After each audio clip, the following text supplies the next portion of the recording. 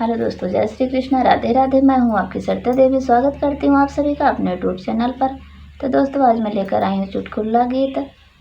सुनिए, कैसा लगा कमेंट में ज़रूर बताइएगा। मानई ना बतिया हमार हो बउरहवा बलमुआ, मानई ना बतिया हमार हो बउरहवा बलमुआ, मानई ना बतिया हमार हो बउरहवा बलमुआ।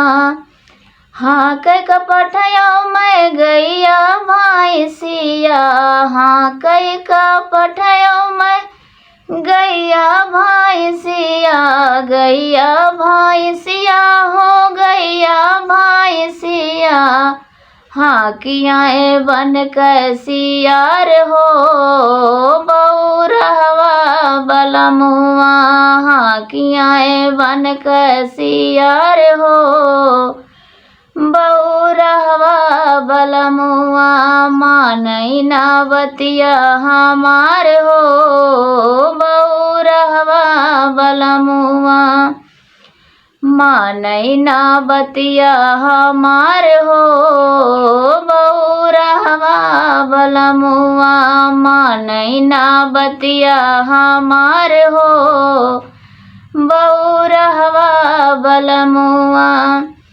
खोद कपठयो मैं ताराई दारा, खोद कपठयो मैं ताराई दारा, ताराई दारा हो ताराई दारा, खोदिया आपन दुआर हो बउरहवा बलमुआ, खोदिया आपन दुआर हो बउरहवा बलमुआ, मानई ना बतिया हमार हो बउरहवा बलमुआ, मानई ना बतिया हमार हो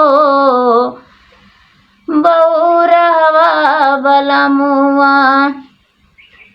तूर कपठयो मैं बन महला कड़िया, तूरई मैं पठयाऊँ बन कहला कड़िया, बन के लकड़िया हो बन के लकड़िया, तूरिया आपन मायार हो बउरहवा बलमुआ, तूरिया आपन मायार हो बउरहवा बलमुआ, मानई ना बतिया हमार हो बउरहवा बलमुआ, मानई ना बतिया हमार हो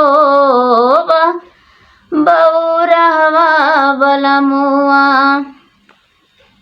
आन कपठयो मैं आपन वाहिनिया, आन कपठयो मैं आपन वाहिनिया, आपन वाहिनिया हो आपन वाहिनिया, आन लाए ननदी हमार हो बउरहवा बलमुआ, आन लाए ननदी हमार हो बउरहवा बलमुआ, मानई ना बतिया हमार हो बउरहवा बलमुआ, मानई ना बतिया हमार हो बउरहवा बलमुआ, मानई ना बतिया हमार हो बउरहवा बलमुआ।